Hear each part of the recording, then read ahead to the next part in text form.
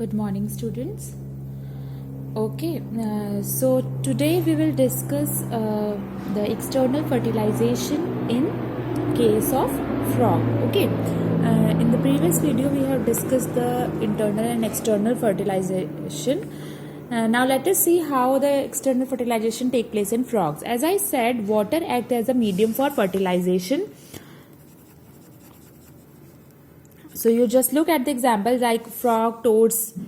They spend good amount of their life in the water. So water act as a good medium where fertilization can take place. So what happen is female lays hundreds of eggs, and this is again the another important difference. Wherever internal fertilization take place, like human being, the number of eggs introduced by the female is limited. That is, human being under normal situation produces only one egg per month. So the number is almost fixed. Sometimes in rare cases it might be 2, but otherwise normally it is 1 in every 28 days. But in case of frog, the female lays hundreds of eggs. So what happened to these eggs? This is how the eggs will look like. These are like cluster in the water. But do not all of these undergo fertilization. So we will look at the reason. Here male releases millions of motile sperms. Eggs are released in hundreds, sperms are released in millions. Okay.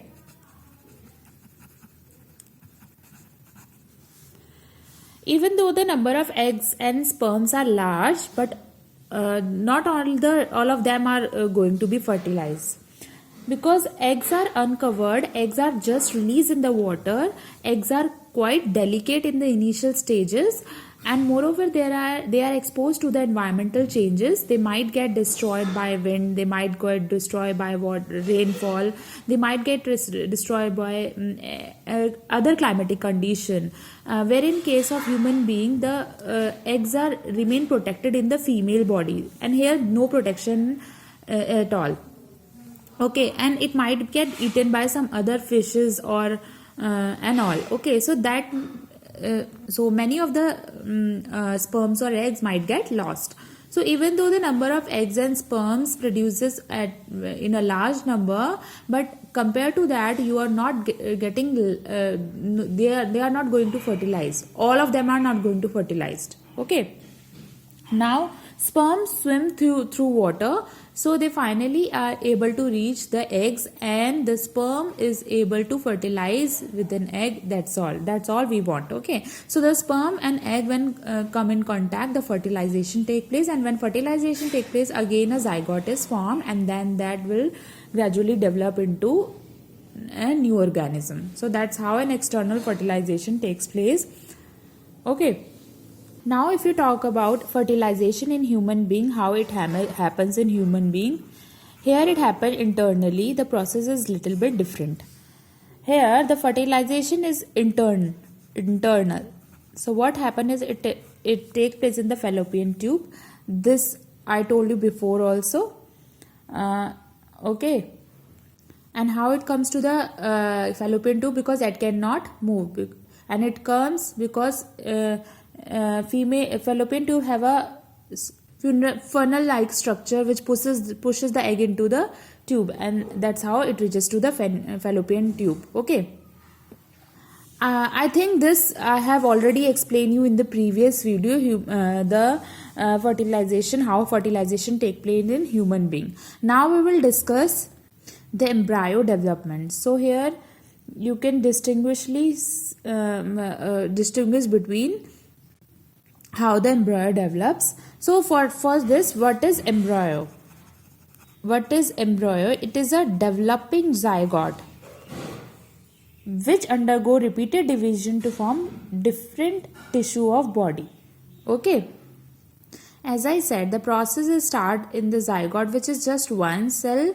It undergo many division of cell to form a collection of cell, and then out of those few cell combine together to form a specific tissue of the body.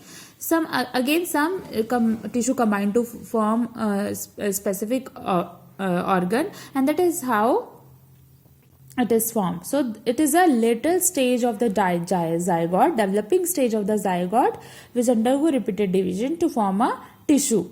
Okay.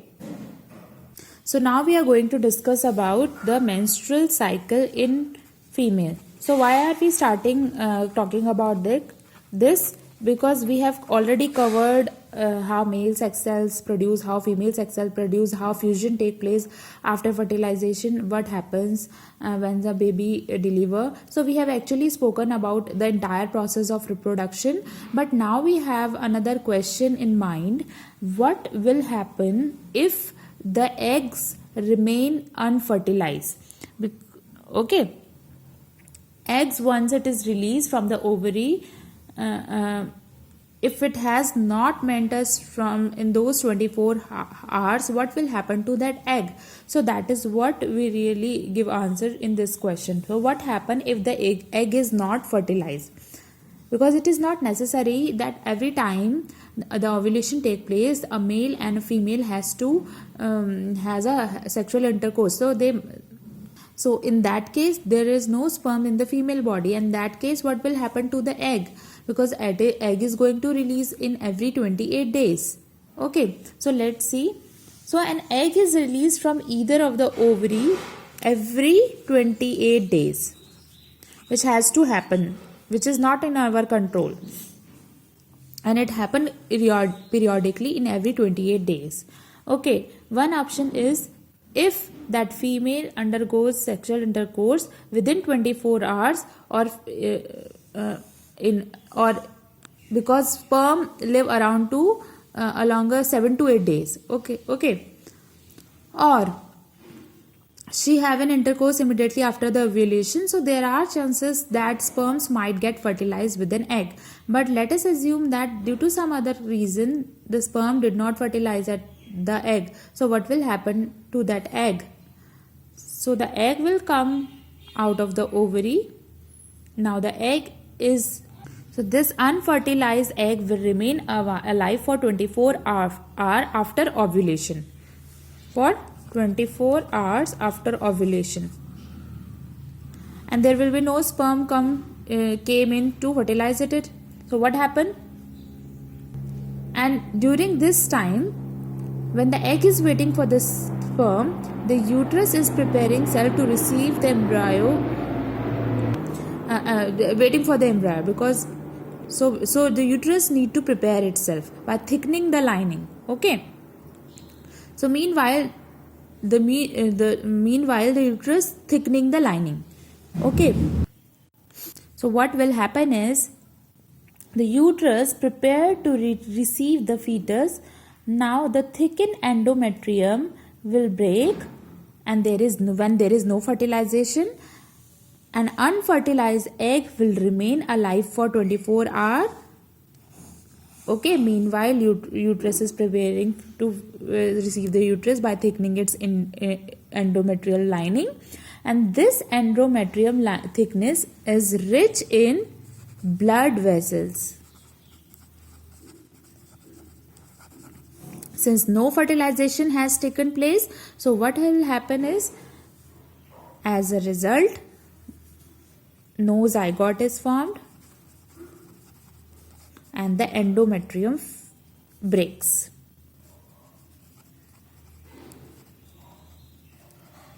And when it breaks, what will happen? There will be a bleeding.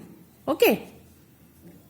The blood will flow out. And where will the blood flow? The blood will flow through the vagina. Okay.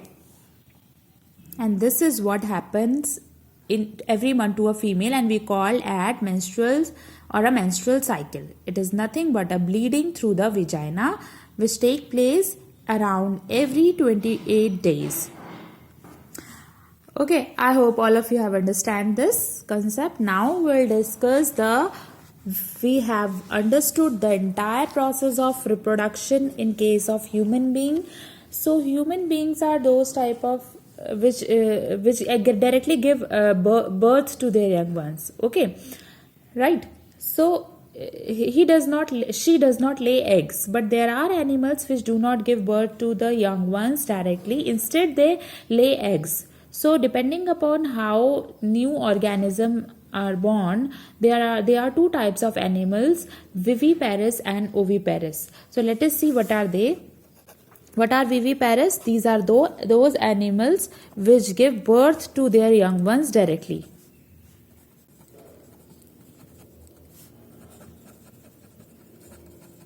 They directly give birth to their young ones. So fertilization and development of fertilization into an embryo and the embryo into fetus, all those development takes place inside the mother's body. Okay. So that is viviparous. For example, are humans, cows, dogs, etc. Okay. Whereas oviparous animals are those which lay eggs which later develop into young ones. That means development part doesn't take place inside the mother body, it takes place outside. The eggs are formed and they are released outside, and then new organisms or young organisms are formed, and this formation takes place outside the mother's body. Examples of such animals are fishes, amphibians, etc. Okay, these are all example of oviparous. So let us see in some example, like viviparous happen in humans, and most of the animals those give birth to their young ones, and oviparous are those animals which lay eggs, and that it is an internal process and it is an external process. Okay, this chapter is finished, students. This is a lengthy chapter as well as a little bit typical also, and I tried my best to explain you, but still if you have any confusion you can ask in your group. Okay, thank you so much, and from the next video we will start new chapter. Thank you, students.